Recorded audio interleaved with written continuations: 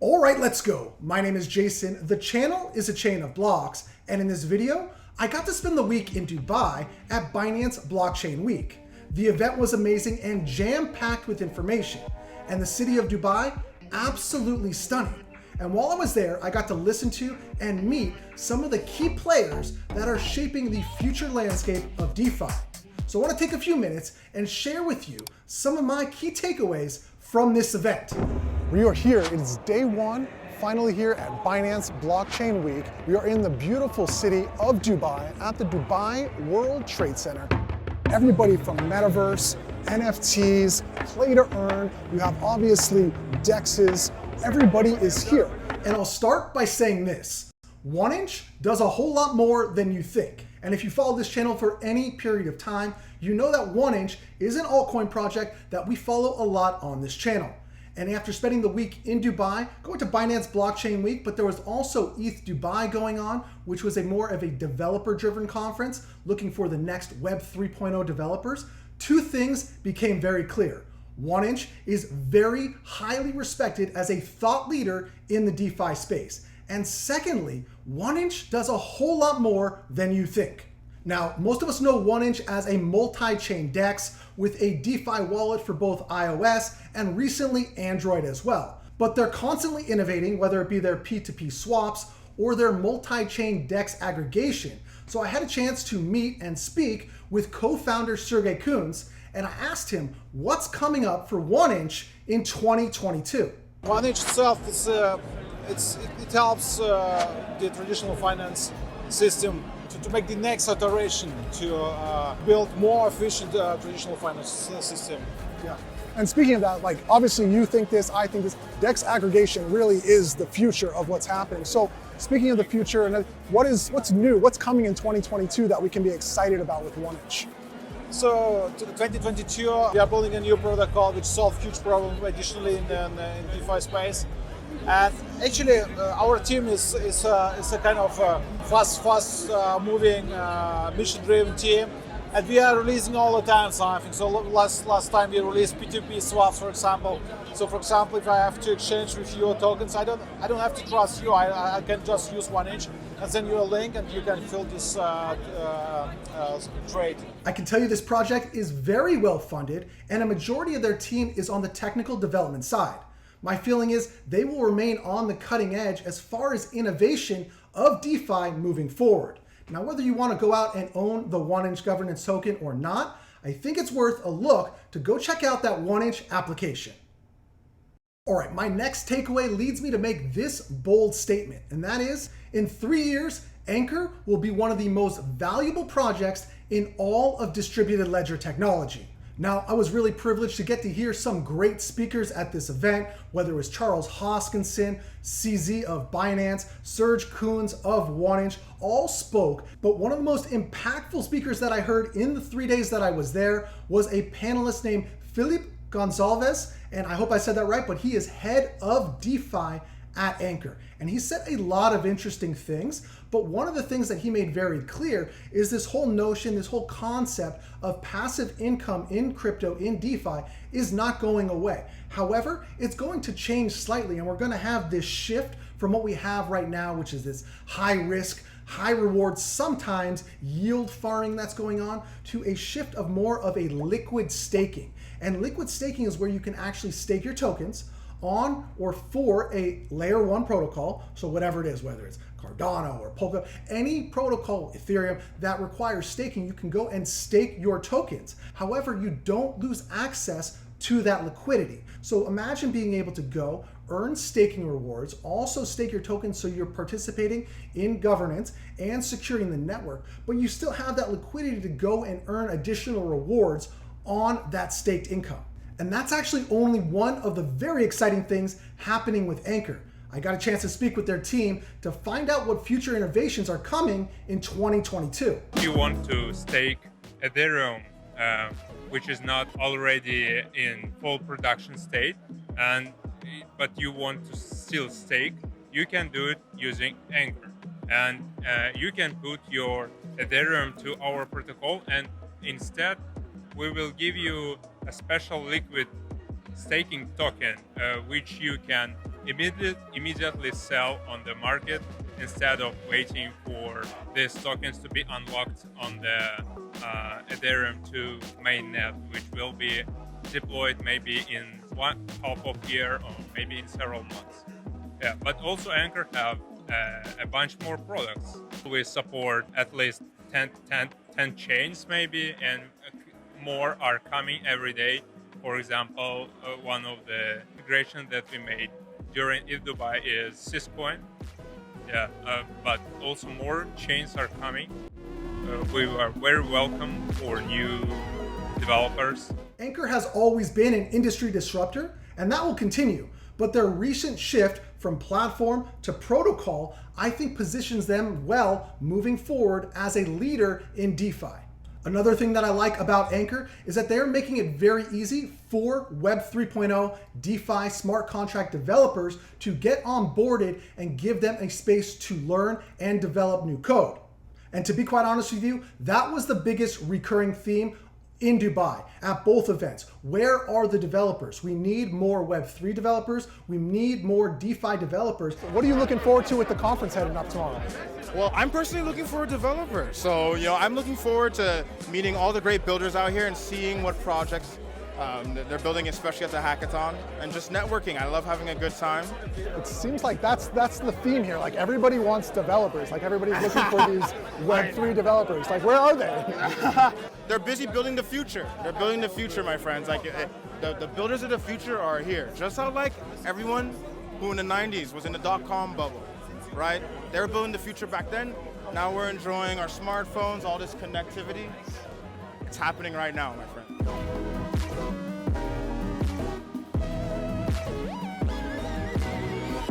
And that's why it was great to have these hackathons, to have all these companies come together, and Anchor virtually works with every single one of them. Moving on to the biggest announcement that came out of the week, that was Binance Blockchain Week, and that is Binance's announcement of Binance Application Sidechain. And this announcement is absolutely huge. Now, if you were wondering why the price of BNB is up 10% over the past 2 weeks, this is the reason why. This is basically Binance Smart Chain, or BNB Chain's version of subnetting. It allows for an ultra high throughput and is very, very good for the platform.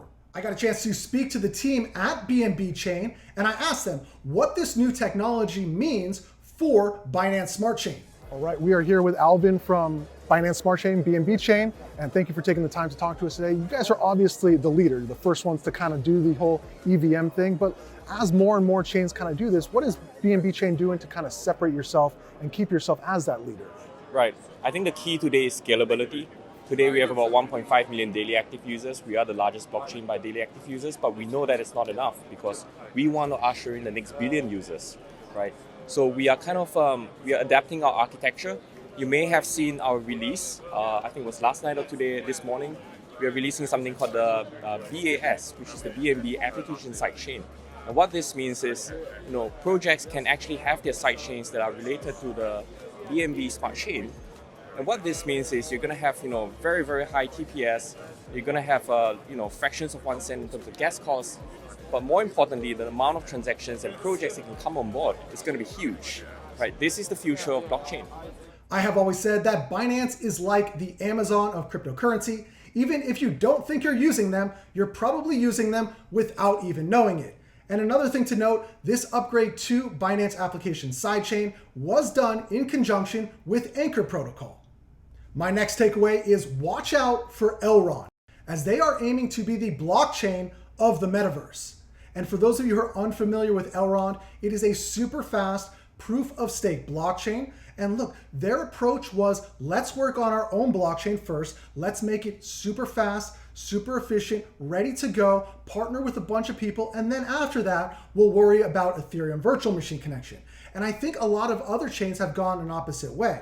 But look, whatever way you like, Elrond has some partnerships and some applications that are ready to go right now. The CEO of Elrond spoke, and he had a lot to say. One of those things was that Elrond Network acquires TwistPay, wins e-money license. And this is really big for a couple of reasons. Mainly, if you look right here, this approval allows them to issue electronic money in the country of Romania. You would imagine that would expand through Eastern Europe, but hey, they're starting with the National Bank of Romania. Step in the right direction. If you look over here, this was displayed very prominently throughout the event. Partnership with Ethereum. So look, you got to understand what Elrond is. This is its own blockchain, kind of like Ethereum, kind of like some of these other smart contract platforms. However, Ethereum is a way for you to control and monetize your own data. So we've heard about this before, right? Like Web 3.0 is coming. We have to protect our own data. But what a company like Ethereum built on Elrond is allowing you to do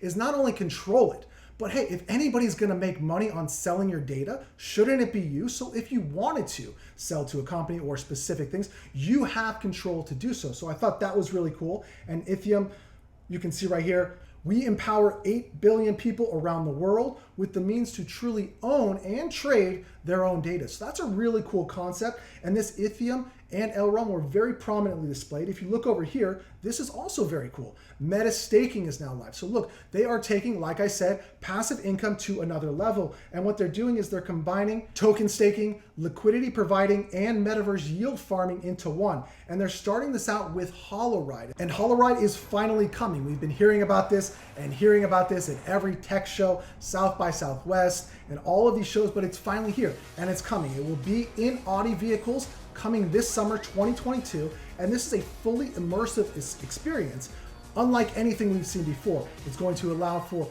play and earn, not play to earn. So very cool games that are going to incorporate your in-car experience. So starting with Audi, but you got to think this is something that will move to probably things like Uber and Lyft, maybe airplanes and things of that nature moving forward in the very near future. So all of these things, these applications that are very real and very ready to use right now are running on Elrond. And the reason for that is because their high transaction speed, over 15,000 transactions per second, makes it perfect to be the blockchain of the metaverse.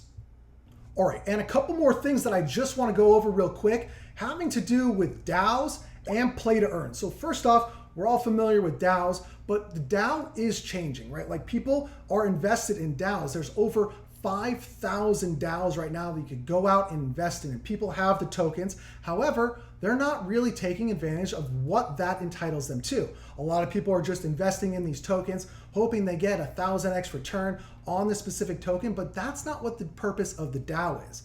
And what I took from this conference is DAOs, decentralized autonomous organizations, are going to start to work a lot like DACs, or decentralized autonomous companies, where you'll be able to have a DAO and it sits on top, but then you're also going to have sub DAOs behind it. Because the thing about a DAO, if you want people to come and work for that DAO and produce information, produce data, whatever the DAO is assigned to do, you have to worry about things like compensation, incentives, people operations. So you're going to start to see DAOs have sub DAOs as well. So you're going to have this whole environment where there's on-chain DAO and off-chain DAO, because how do you go and do your accounting? How do you go and have a lawyer for your DAO?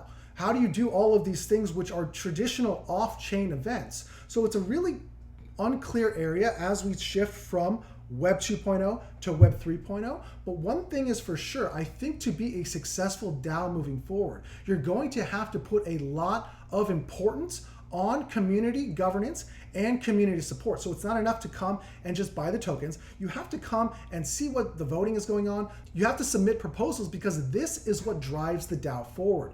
This is what drives the DAC forward. It can't just be something that sits still and no one votes on, or only the people with the most tokens vote on, because then it's not doing what it's supposed to do. And the last takeaway was play to earn is going away.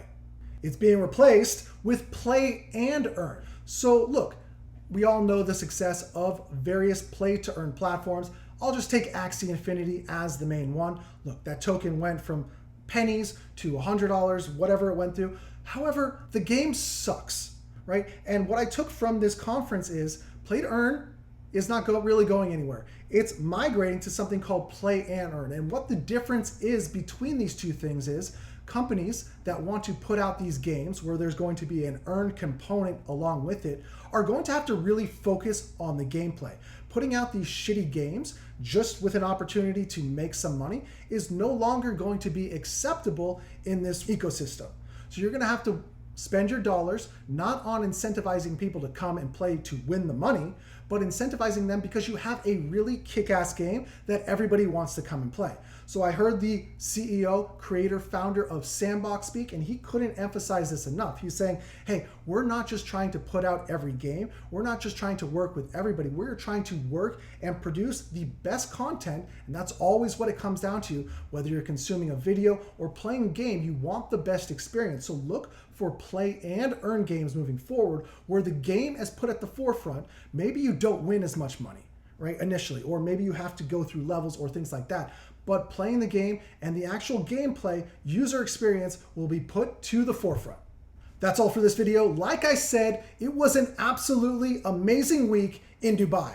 So much information, so many good things are coming. Got to meet a bunch of great people in this industry, and that's what it's all about. This industry is growing super fast, and it will continue to grow. Next year will be bigger and bigger and bigger. Developers are coming to DeFi and Web 3.0. They're coming fast. In my opinion, nothing but exciting times ahead.